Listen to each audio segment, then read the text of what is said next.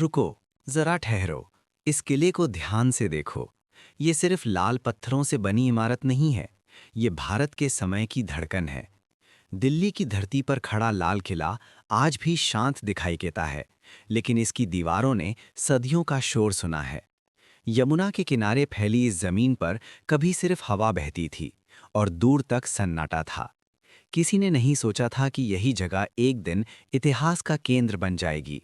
तभी मुगल बादशाह शाहजहां के मन में एक सपना जन्म लेता है, एक ऐसी राजधानी जो ताकत, सुंदरता और शाही शान तीनों की मिसाल बने। सन 1638 में वो सपना हुक्म बन जाता है।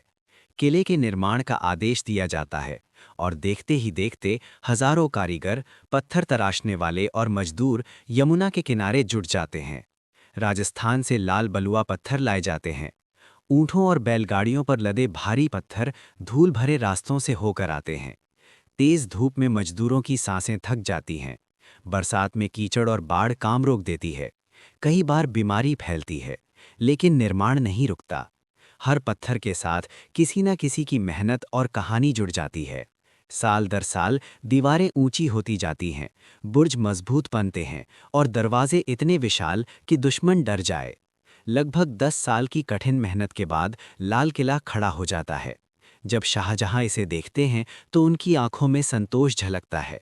वे कहते हैं, अगर धरती पर जन्नत कहीं है तो यही है।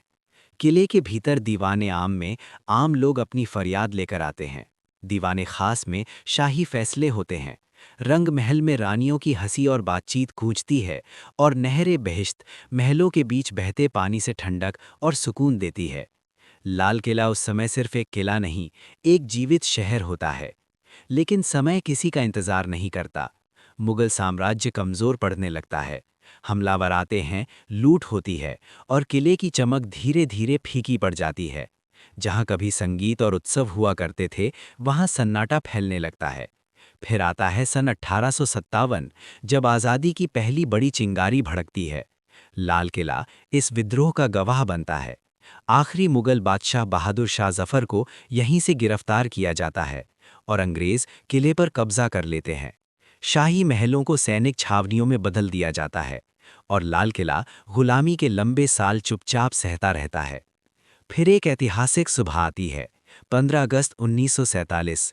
वर्षों की पीड़ा और संघर्ष के बाद भारत आज़ाद होता है।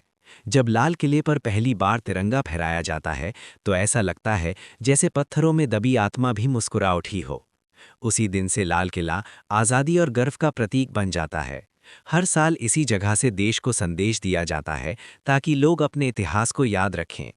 आज लाल किला हमें सिखाता है कि इमारतें सिर्फ पत्थरों से नहीं बनती, वे लोगों के सपनों, त्याग और संघर्ष से बनती हैं। ये किला आज भी खड़ा है, मौन, मजबूत और गर्व से भरा हुआ, और आने वाली पीढ़ियों से कहता है, अपने इतिहास को याद रखो क्योंकि यही तुम्हारी पहचान है।